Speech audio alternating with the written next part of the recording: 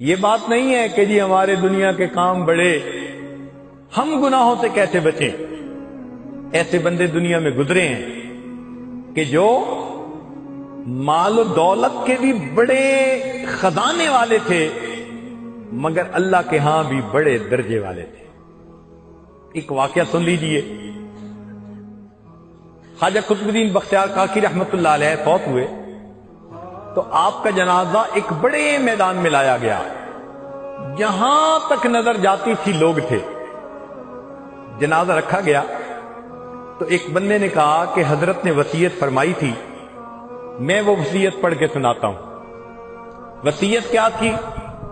حضرت نے وصیت فرمائی تھی کہ میرا جنازہ وہ شخص پڑھائے، نمبر 1، زندگی میں تکبیر اولا کبھی قضا نہ ہوئی ہو،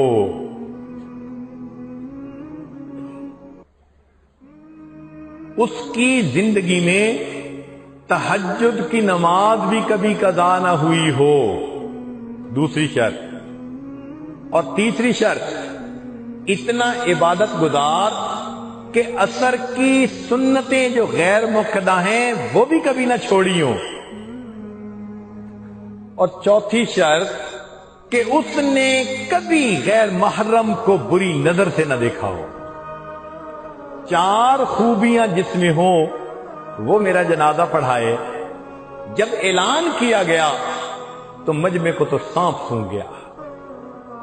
کون تھا جو آگے بڑھتا اور کہتا کہ میرے اندر یہ 4 خوبیاں ہیں؟ لوگ پریشان تھے، حضرت کا جنازہ کون پڑھائے گا؟ کچھ دیر کے بعد ایک آدمی مجمع سے اٹھا، رو رہا تھا، آگے بڑھا، حضرت کے جنازے کے قریب پہنچا، کپڑا کفن کا ہٹایا اور حضرت سے کہا کہ حضرت آپ تو فوت ہو گئے، مجھے آپ نے رسوا کر دیا۔ آپ خود تو فوت ہو گئے، مجھے آپ نے رسوا کر دیا، میرا راز آپ نے کھول دیا۔ پھر اس نے مجمع کے سامنے اللہ کو حاضر ناظر جان کر قسم اٹھائی، میرے اندر یہ 4 خوبیاں موجود ہیں۔ اس شخص نے نماز جنازہ پڑھائی، لوگوں نے دیکھا یہ وقت کا بادشاہ التمش تھا۔ اگر وقت کا بادشاہ اتنا متقی ہو سکتا ہے کہ اس کی تہجد قضا نہ ہوئی، تکبیر اولا قضا نہ ہوئی، عصر کی سنتیں قضا نہ ہوئی، غیر محرم عورت پر کبھی زندگی میں بری نظر نہ پڑی، تو پھر ہم کیا قیامت کے دن بہانے کریں گے کہ اللہ ہم شریعت کی اتباع کیوں نہ کر سکے؟ آج وقت ہے نیکی تقوی کی زندگی کو اختیار کر لیں۔ گناہوں کا بخشوانا آج بڑا آسان ہے۔ آنکھ سے ایک آنسو گرے گا، پورے کے پورے گناہوں کو دھو کے ڈھلا جائے گا۔ اس لیے ہمیں چاہیے کہ ہم آج اپنے دلوں میں یہ عہد کریں کہ اللہ آج کے بعد ہم نیکوکاری اور تقوی کی زندگی گزاریں گے اور گناہوں سے ہم جان چھڑائیں گے۔ ورنہ سچی بات تو یہ ہے کہ جو زندگی ہم گزار چکے ہیں، اگر اسی کو لے کے اللہ کے سامنے چلے گئے اور قیامت کے دن اللہ تعالیٰ نے ہمیں چوائس دے دیا، میرے بندے یا تو خود ہی جہنم چلے جاؤ، یا ہم تمہاری زندگی کی ویڈیو تمہارے باپ کو دکھاتے ہیں، تمہارے استاد کو دکھاتے ہیں، پیر کو کہیں تمہاری زندگی کی ویڈیو تمہارے مریدوں کو دکھاتے ہیں، بیوی کو کہیں تمہاری ویڈیو تمہارے خاوند کو دکھاتے ہیں، اور بیٹی کو کہیں کہ یا تو جہنم چلی جاؤ یا تمہاری ویڈیو تمہارے باپ کو دکھاتے ہیں۔ تو مجھے تو لگتا ہے ہم سب یہی کہیں گے، اللہ ہماری ویڈیو کسی کو نہ دکھانا، ہم خود ہی جہنم چلے جاتے ہیں۔ اگر زندگی ایسی گزار چکے ہیں تو آج وقت ہے کہ ہم سچی توبہ کر کے اس ویڈیو کو ختم کر کے ایک نئی نیکوکاری کی زندگی گزارنے کا دل میں ارادہ کر لیں۔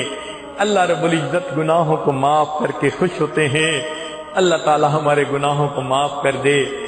کیا علامہ اقبال نے خوبصورت شعر کہا، تو غنی از ہر دو عالم من فقیر، اللہ تو دو عالم سے غنی ہے، میں فقیر ہوں، روز محشر عذر ہائے من پذیر۔ اللہ قیامت کے دن میرے عذروں کو قبول کر لینا.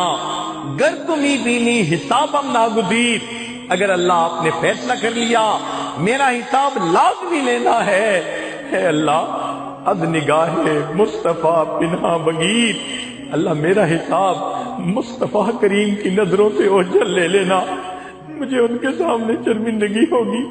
وہ کیا فرمائیں گے؟ یہ طالب علم تھا، یہ میری حدیث پڑھنے والا، یہ مدرسے میں اللہ کے نام کی روٹیاں کھانے والا، یہ دین کی نسبت رکھنے والا تھا، اور اس کی نجی زندگی ایسی تھی.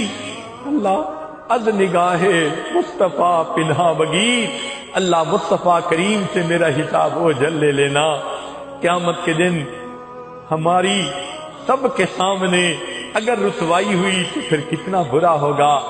آج وقت ہے سچی توبہ کے ذریعے اپنے گناہوں کو معاف کروا لیں.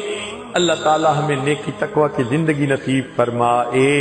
وآخر دعوانا ان الحمد للہ رب العالمین.